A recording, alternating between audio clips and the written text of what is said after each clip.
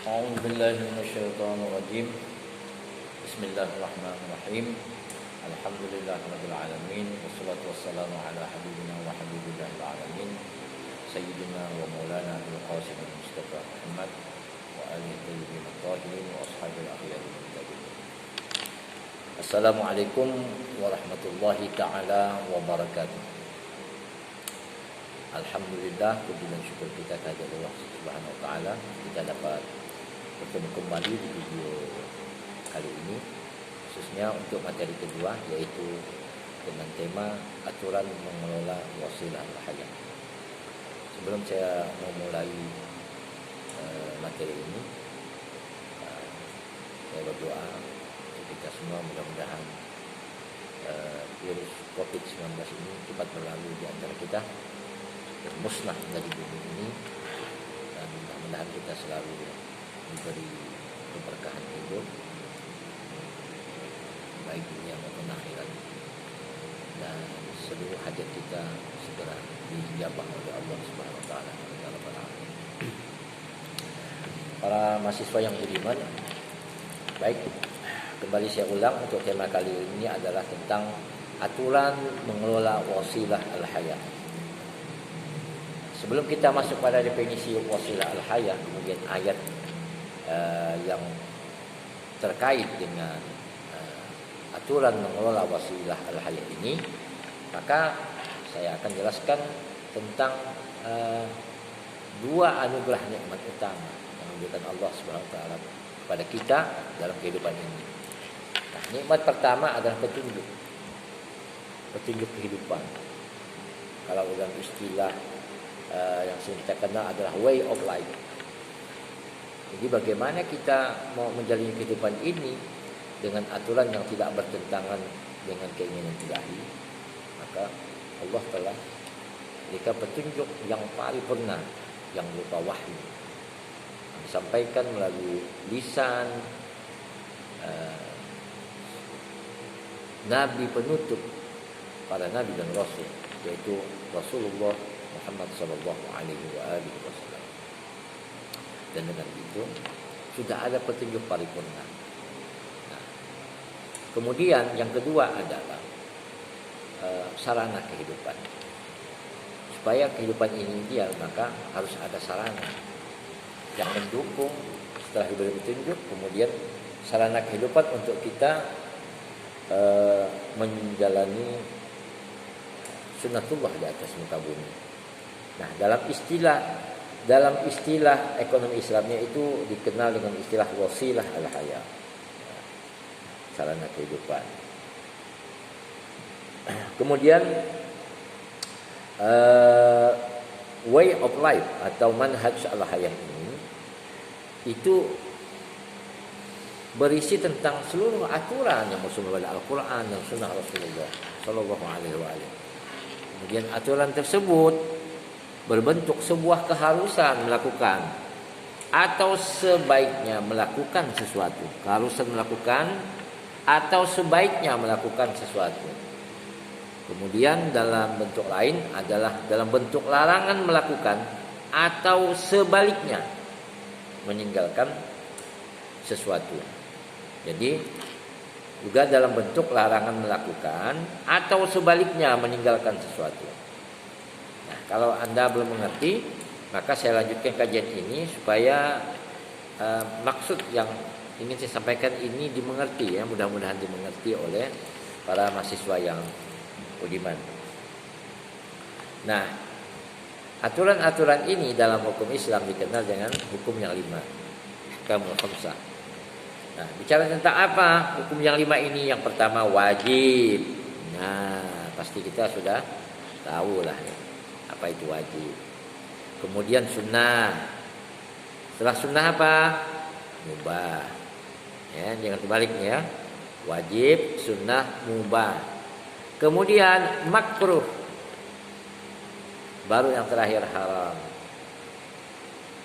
Nah, ini menjelaskan hukum Islam begitu. Jadi jangan terbalik-balik, belum apa-apa dah haram gitu. Ya kan? Yang paling esensi itu adalah wajib dulu. Itu runutannya ya, wajib, sunnah, mubah, makruh, baru haram. Nah, ini supaya pemahaman kita terhadap hukum Islam ini ada jenjang-jenjangnya gitu ya. Begitu juga dalam menyimpulkan hukum segala sesuatu.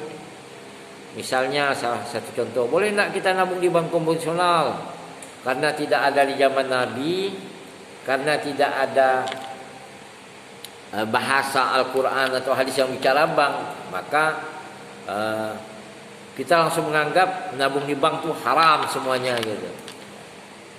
Nah, disinilah diperlukan alat-alat dalam memahami hukum-hukum Islam. Di samping sumber hukum utama Al-Quran, Sunnah, maka kita lihat kemudian ada ijtihad ya. Ada mengatakan juga kalau dalam konsideran secara umum itu ada ijma', ada qiyas ya. Ada juga yang mengatakan para ulama yang lain mengatakan mereka langsung pada tataran ijtihad ya. Nah, kita lanjutkan.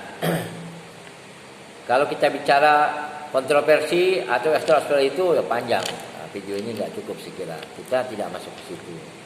Kita langsung lanjutkan secara gambaran umum saja dulu.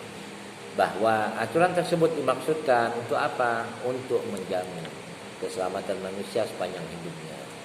Baik yang menyangkut keselamatan agama, keselamatan jiwa, kemudian keselamatan akal, keselamatan harta benda maupun keselamatan nasab dan keturunan. Nah, kemudian sebagai way of life, Islam jika ingin diaplikasikan secara konsisten dalam semua kegiatan kehidupan, maka tentunya ini akan melahirkan sebuah tatanan kehidupan yang baik. Nah, kehidupan yang baik itulah disebut dengan yang namanya hayatan thayyibah. Dalam istilah fikih itu namanya hayatan thayyibah. Hayatan thayyibah ini juga istilah ini ada dalam Al-Qur'an. Maka saatnya kita masuk pada step yaitu ayat yang berbicara tentang aturan mengelola wasilah al-hayat. A'udzubillahi minasyaitonir rajim. Bismillahirrahmanirrahim. Man 'amila shalihan min dzakarin aw unsa wa huwa mu'minun falanuhyiyannahu hayatan thayyibah wa lanajziyannahum ajrahum bi ahsani ma kanu ya'malun. Quran surah An-Nahl ayat ke-97 yang artinya barang siapa mengerjakan kebajikan baik laki-laki maupun perempuan dalam keadaan beriman, maka pasti akan kami berikan kepadanya kehidupan yang baik dan akan kami beri balasan dengan pahala yang lebih baik dari apa yang telah mereka kerjakan. Quran surah An-Nahl ayat 97. Nah, apa inti daripada tafsir tafsir dari surah An-Nahl ini dalam ayat ke-97.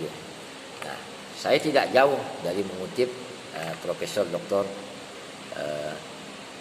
Quraish Shihab Muhammad Quraish Shihab.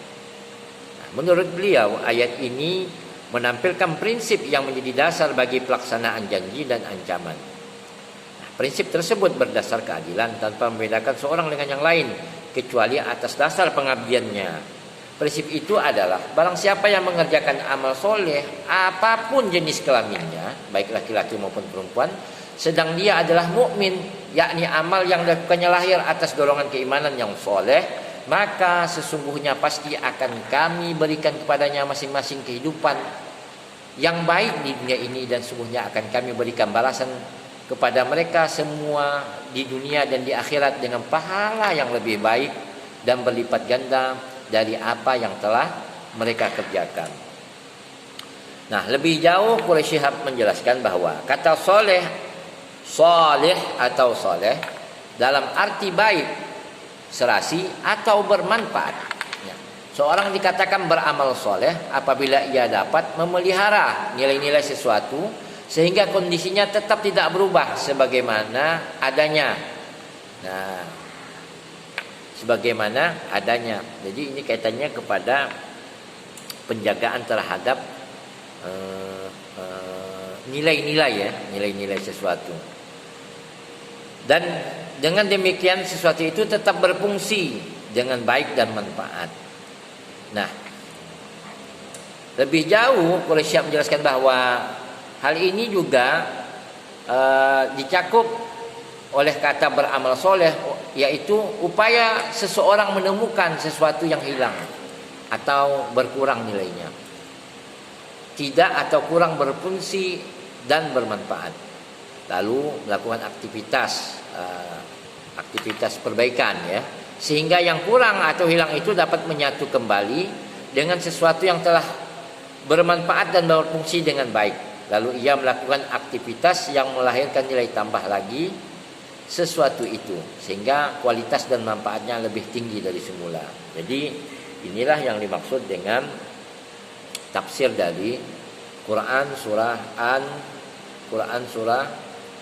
An-Nahl ya, ini terdapat pada surah ke-16 ya, ayat 97. Jadi nilai-nilai yang baik, kemudian bisa meningkatkannya, kemudian ya paling tidak memeliharanya, itu juga sudah merupakan dari sebuah amal yang akan diganjar dengan segala kebaikan-kebaikan. Nah, contoh yang paling nyata hari ini apabila kita bicara ekonomi adalah menjaga hak-hak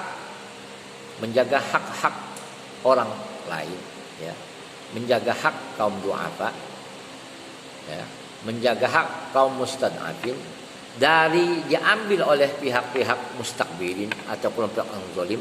Itu juga merupakan perbuatan amal soleh yang tidak saja manfaatnya dirasakan di dunia, tapi Allah menjanjikan akan diberi pahala di akhirat. Nah, nilai hari ini kita berhadapan dengan penjajahan global ya, penjajahan kapitalisme dalam berbagai wajah. Tentu ini juga membutuhkan sebuah perjuangan dari kita yang sebaik-baiknya perjuangan. Jadi perjuangan juga bisa dengan kepedulian kita terhadap orang-orang tertindas. Nah, itu juga bagian dari perjuangan yang menjadi taklif bagi kita sebagai orang-orang beriman, bahwa kita harus selalu peduli terhadap orang-orang tertindas, melawan seluruh kezaliman yang ada di muka bumi dengan cara yang sebaik-baiknya. Mungkin ini saja, nanti kita sambung di sesi di tema berikutnya, yaitu tema ketiga ya. Tadi kita bicara ayat ekonomi terkait dengan aturan mengelola wasilah al-hayah. Kurang lebihnya saya mohon maaf. Assalamualaikum warahmatullahi taala wabarakatuh.